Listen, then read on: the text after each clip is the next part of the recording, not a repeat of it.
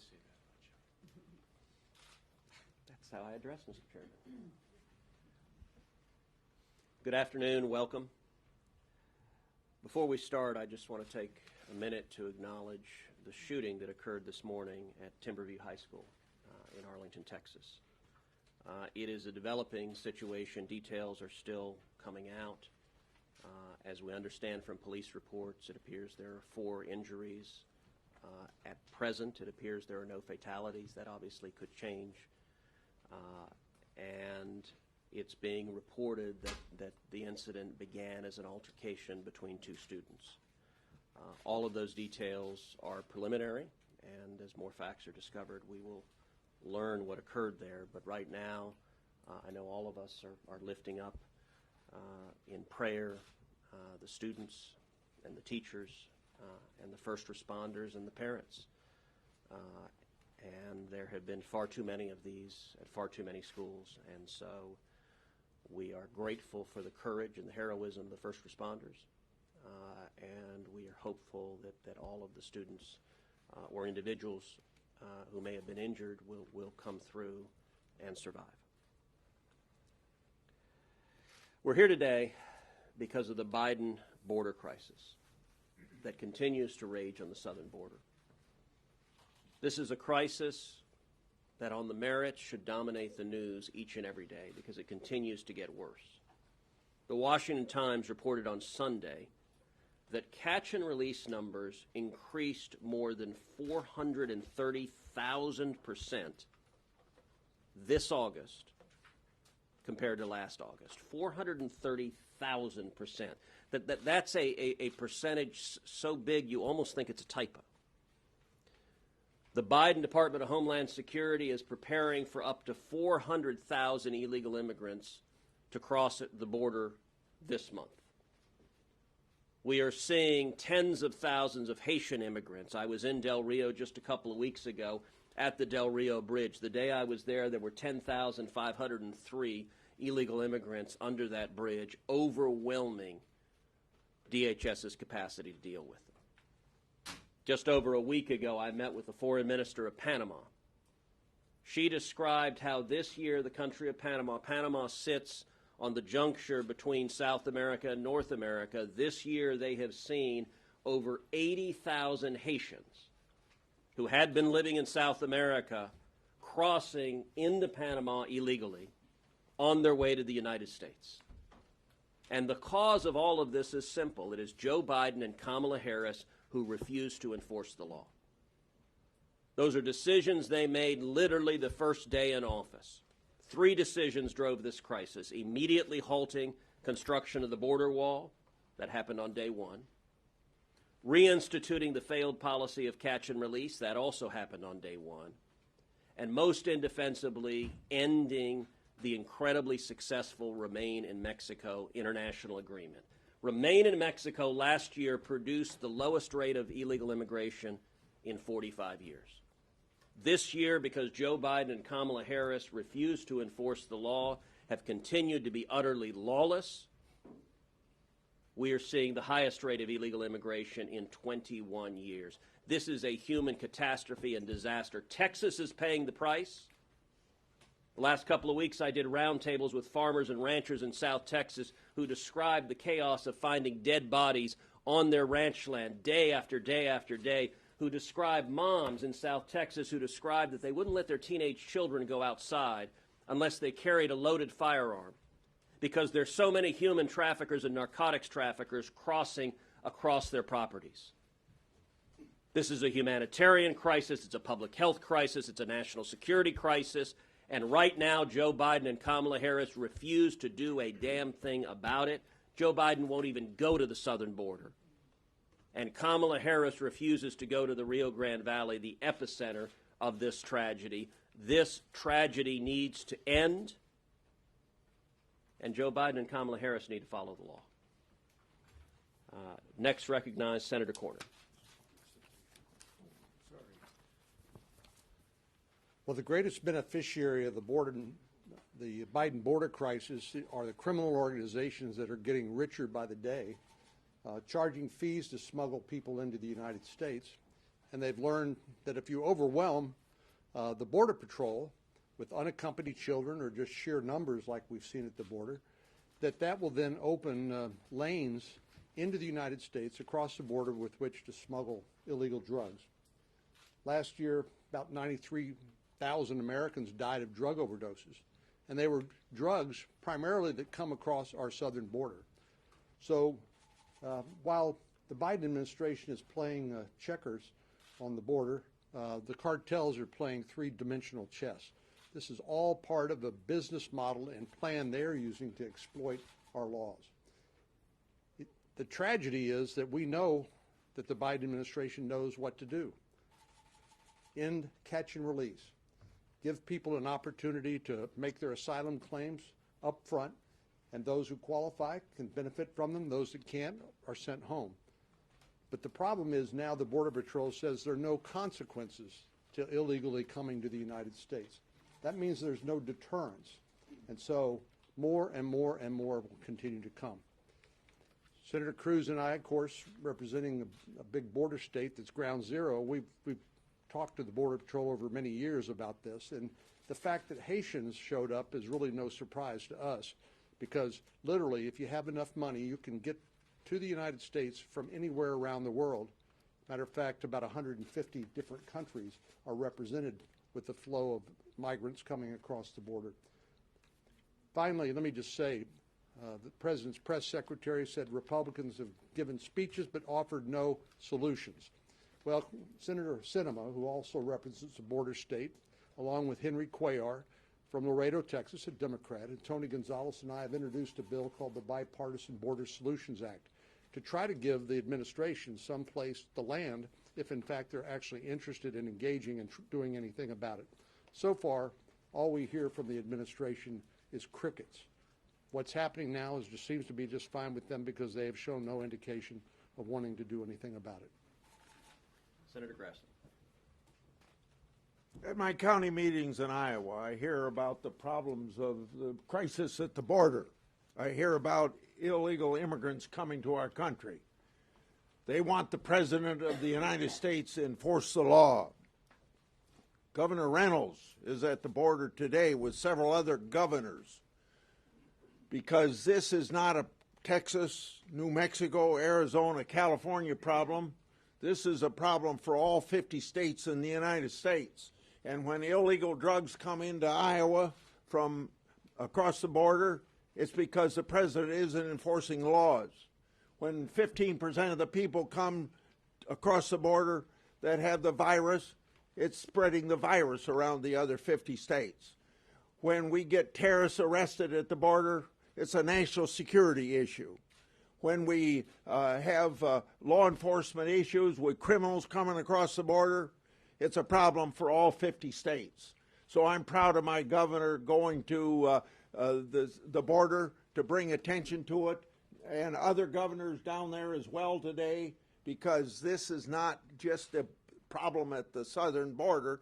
This is a problem that affects all 50 states, and the President of the United States takes an oath to uphold the Constitution, enforce the laws, and he's not doing it. And he should be doing it, and until he does it, we're going to have a continuing problem. Senator Ernst. Thank you. Just as my senior senator, Chuck Grassley, said, this is an issue for all 50 states.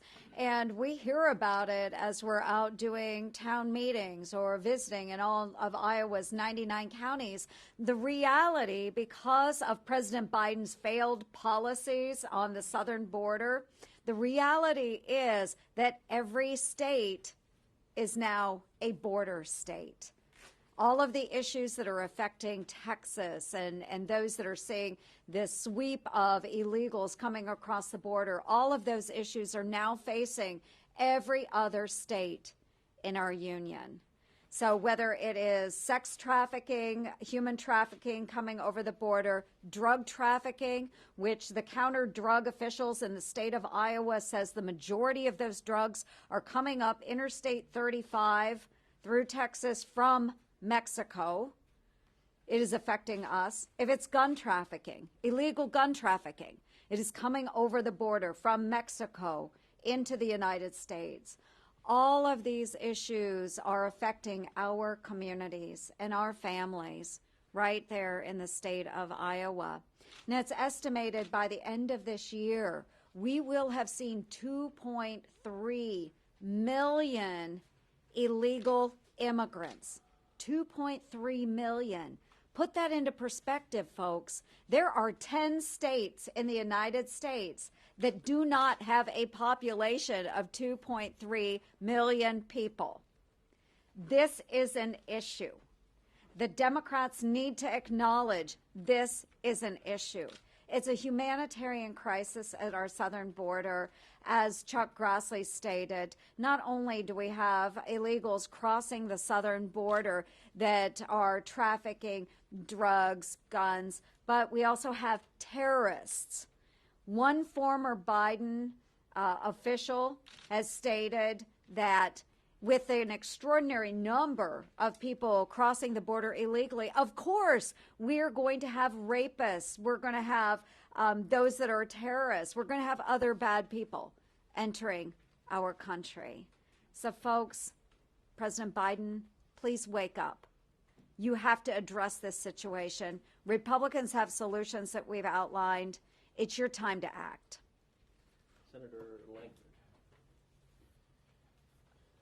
I have heard for months people in the press say, well, this is the highest number of people illegally crossing the border in the last 21 years. That's about to be updated because when the numbers come in the next couple of days for September, we will exceed the number from 21 years ago. And this will be a record number of individuals that have crossed our southern border. For some strange reason, people still seem to say this is some kind of cyclical event. This is a problem based simply on the policy changes that happened in January the 20th of this year. When President Biden stopped the border wall construction, when President Biden stopped doing enforcement of catch and release and decided they're going to instead just release people into the country and say, show up for a hearing 2 or 3 years in the future and we'll check in with you then. When he dramatically changed the policies of how we handled immigration over the past several years, he actually released into the country millions of people. Here's the challenge that we face now. This administration knows full well how to be able to do this. They know how to be able to finish the wall. The pieces are already sitting there on the ground. We're paying millions of dollars to be able to watch those pieces just sit there in the desert. They know how to be able to finish the construction there.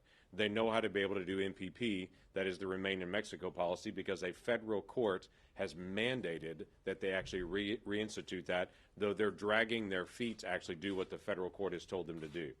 This Congress has put forward multiple different options of ways to be able to actually deal with the illegal immigration. But for whatever reason, they're choosing not to enforce the law. They're choosing to ignore federal courts. They will not turn over basic information to us and the numbers when we ask, or it takes months to be able to get numbers and information from them that should take hours that we know full well that they have. This administration is intentionally dragging their feet, and while they say we do not have an open border, the entire country is watching what's happening on our southern border. Everyone sees what's going on except the Biden administration. We're not asking the Biden administration to do anything other than help the humanitarian crisis that's on our southern border and stop incentivizing people to be able to come to the southern border knowing that they're going to be released and to take that dangerous journey to be able to come. Senator Hogan. The message is very simple today, and the message is that the administration needs to secure the border, enforce the law. And this is a message not just from us senators. There's 11 governors down on the border right now.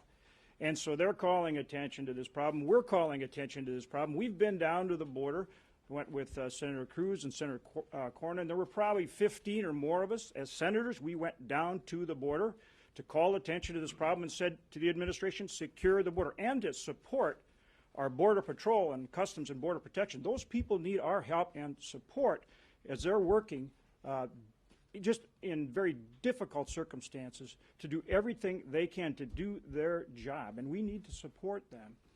And I've also been to Central America and South America this year on a bipartisan CODEL, and it's very clear the message down there is this is an open border. I mean, look at the numbers. Through September 15th, more than 1.5 million encounters with people coming across illegally.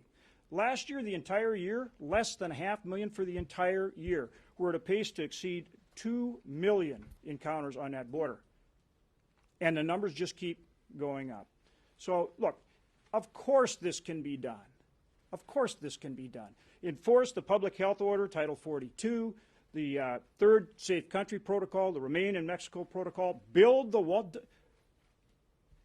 Contractors right now are being paid $5 million a day to not build the wall.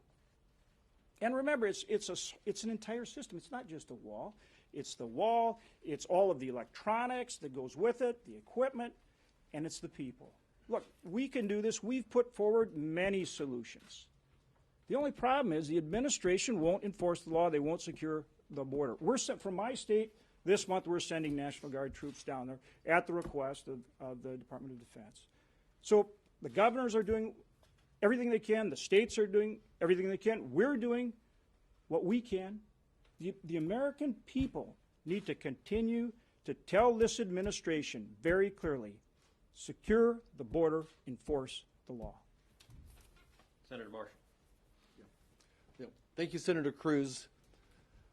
America knows we have a health care crisis at the border. And America knows this crisis was created by Joe Biden. And America knows that Joe Biden wants this crisis. My big concern are just the number of people crossing the border with infectious diseases. We know that millions of people have crossed the border, will cross the border this year. 20% of them are positive for COVID. Twice that many have been exposed to it as well. A third of the people that we're releasing into America are refusing the vaccine. As a senior medical student, I spent 2 months on a medical Christian mission in Haiti. And certainly I was concerned about the largest endemic tuberculosis population in the Western Hemisphere, the poorest nation in the Western Hemisphere. But every morning I got to the clinic, there were 60 to 80 people lined up to see us. And as we saw each one, they would describe the worms that they were seeing, the worms in their feces, the worms in their mouth. Infectious diseases are rampant in these populations. Certainly I continue to feel for the people of Haiti, continue to do mission work through other folks there. I also did mission work in Central America. Again, infectious diseases are rampant. And I can't help but stop and just think about the Afghanistan refugees coming across as well. The highest rate of tuberculosis in that part of the world as well. The only countries in the world still with polio, Afghanistan and Pakistan. I want to do everything we can to show compassion, but at the same time, I was sent here to protect our families from these infectious diseases. America knows that we have a humanitarian crisis on the border, and America knows Joe Biden could fix it. Thank you. Senator Young. President Biden, Vice President Harris, my colleagues on the other side of the aisle in the United States Senate and House of Representatives, secure the border, enforce the laws of the land, keep the American people safe and secure during a global pandemic and during a heightened risk of terrorism, do the right thing, show some leadership. The President of the United States campaigned as a steady hand, someone blessed with competence, the most qualified person in the United States of America to be President of the United States. And yet we have this situation. We have this situation where we have open borders, where there's an international perception, accurate, that one can fly to our southern border and walk right on in. There's also a growing perception that Democrats in Congress, as so many have advocated, just might slip an amnesty provision into a partisan reconciliation bill. Listen, it's time for leadership. I will be fighting, my colleagues will be fighting hammer and tong against this complete abdication of leadership moving forward. I visited the border in May, and I was just struck by the human dimension to all of this. Young children filing out of cars, escorted by coyotes, walking a couple of hundred meters from Mexico into gaps in the border wall where they were humanely apprehended by our brave Border Patrol agents. And others, of course, are not discovered, and they just blend into our society. But ultimately, so many of these individuals end up trafficking drugs, trafficking persons, trafficking young children, and that impacts the life of all Americans, certainly impacts the lives of Hoosiers. I have not seen the situation on the border this dire since I served along our southern border as a United States Marine in the mid-1990s. And I have to say, the situation has grown so alarming, so bad, that we even have a number of prominent Democrats who are starting to make their voices heard. Of course, the mayor of Del Rio, Texas, recently spoke out, and he asked President Biden to lead, to get control of this situation, to do his job as our commander-in-chief, as our chief executive. So I say once again, I plead with the president, with our vice president, with my Democratic colleagues here in the Senate and the House of Representatives to stop the insanity. Senator Capito. Thank you. I want to thank Senator Cruz for pulling us all together. You can see there's a lot of interest because this does impact every single state in the Union. No state is not a border state. So I have a little bit of different perspective and statistics as I look at this issue. I agree with everything that's been said, but I am the ranking member on the Appropriations for Homeland Security. So we always hear that setting your budget, setting your spending priorities, shows your priorities as a nation, shows what you believe in and what you think is important. As we look at the Homeland Security bill as it's coming forward in an appropriation for this single year, number one, no wall funding. And I had heard the statistics that contractors are being paid $5 million a day to not build the wall. We've heard the stories of fences down and gates down and all of that where people are just walking through. But there is no increase, along with the defense budget, no increase in the Department of Homeland Security and in the DOD budget. So what does this tell you? This tells you that it's not a priority, that it's not a priority for this administration to get more agents, to get more wall, more defensive mechanisms to protect our border. And that, to me, shows that what we learned during the campaign and what we've seen as I've talked to Mayorkas and also to Ortiz, who's head of the Border Patrol, is that they didn't have a plan. And I'll take Ortiz out of that conversation and just say the administration, they didn't have a plan. They keep throwing their hands up saying, this is somebody else's fault. It's October, and the numbers are skyrocketing. It's obvious we have an open border. It's obvious by the thousands, tens of thousands of Haitians that were in the Del Rio Bridge where 11 babies were born during that period of time, that there is no plan. And so I want to say a great thanks to Mr. Ortiz, who's head of the Border Patrol, for trying to handle a very difficult situation. These are heroes that we have on the border trying to handle what has basically been no guidance, no effort to rein in, and no way to help and support our Border Patrol face these. They sent 2,000 agents down to Del Rio. These are agents that are disrupting drugs that are coming into West Virginia. These are agents that are making sure that the lawful commerce can go between our borders. These are agents that are away from their families, away from their own duty stations to fill in what was characterized as an emergency, and we've got another one coming. We know that. So I would implore the President and the Vice President to act. It's important to my state of West Virginia. It's important to the nation. It's important to the people who are trying to get here legally. Where are they in this conversation? They're barely even discussed. So I want to thank you again for pulling us together. Thank you. Senator Scott. So I want to thank Senator Cruz for putting this together. I'm from an immigration state. We like immigration, but we like legal immigration. Floridians don't want people to come here illegally. They want people to come here legally. Now, if you just think about the numbers for a second, we're going to have about a little over 2 million people come here illegally this year. Think about that. By the end of this year, 1 out of every 150 people in this country will have come here illegally this year. 1 out of every 150 people will have come here illegally this year. I mean, that's staggering. So you look at my state. We have more fentanyl coming in the state. Talk to sheriffs all across my state. But here's something I found fascinating while I was governor of Florida. There was a refugee issue when I was governor. I talked to the Obama administration, Biden administration, and they told me I had no right to any information about any refugee that was coming into my state. No vetting information, no healthcare information, no criminal background, where they were from. They said, as the governor of Florida, I didn't have any right, and law enforcement didn't have any right. That's wrong. If we're going to bring in refugees in this country, our governors, our mayors, all of our law enforcement needs to have all the information so they can take care of their communities. We'll do a couple of questions. Senator touched on this a little bit, but most of these migrants are not being medically checked for COVID. Are you concerned about a spike in diseases that have been eradicated in the past? Well, I think Senator Marshall addressed that at considerable length, and I'll let him elaborate on it momentarily, but it is a very real problem. When I was down in the Rio Grande Valley a couple of weeks ago, the Biden cages that have on a typical day about 4,000 people crammed in on top of each other, the rate of COVID positivity when I was last there was about 24%.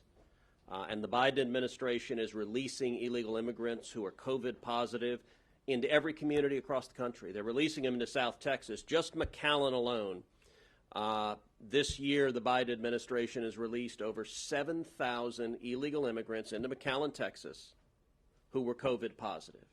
To put that in perspective, the population of McAllen is about 141,000.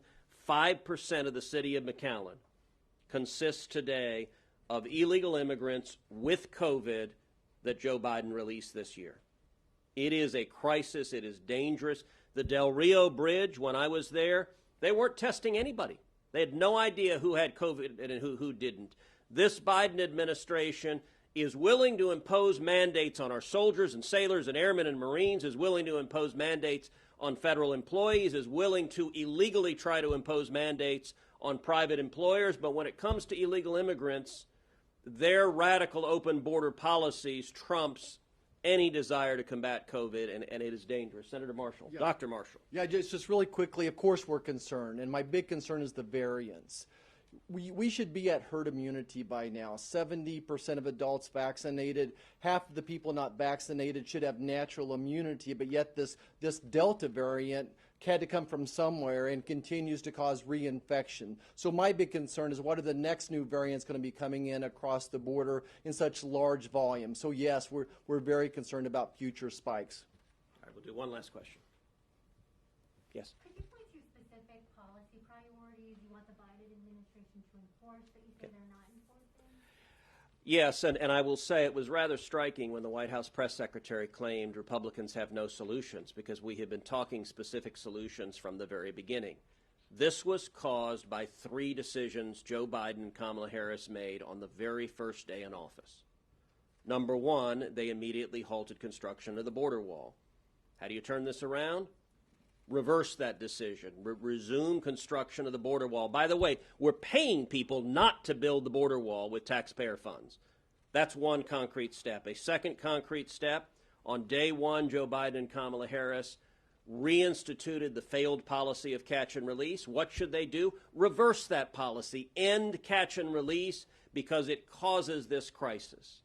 And the third policy, the most concrete policy, on the first day in office, Joe Biden and Kamala Harris ended the incredibly successful Remain in Mexico agreement. What was Remain in Mexico? It was an agreement that President Trump negotiated with the government of Mexico, that the government of Mexico agreed that anyone who crossed illegally into Mexico would remain in Mexico while their U.S. asylum case was proceeding. And Remain in Mexico was incredibly successful.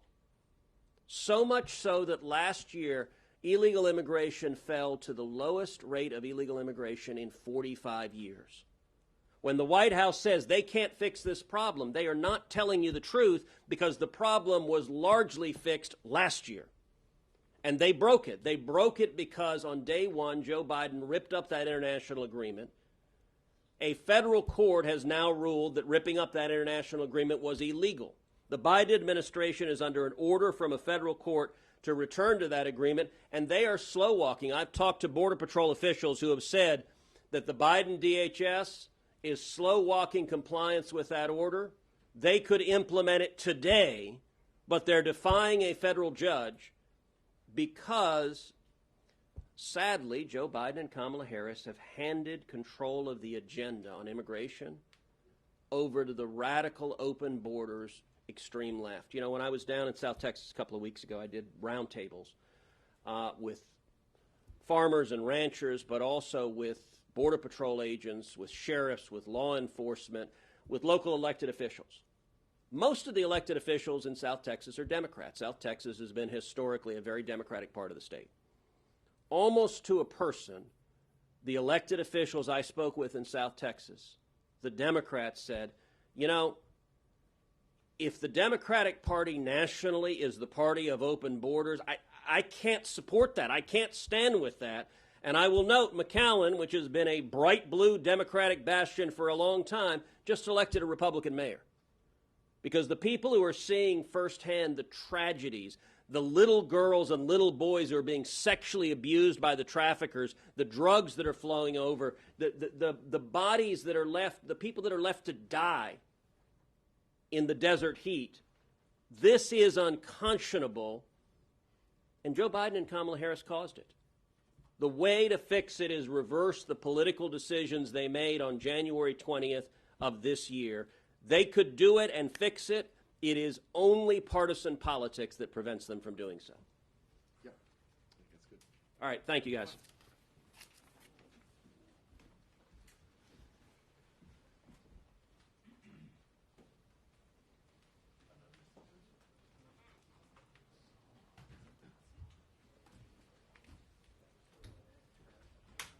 Guys, thank you.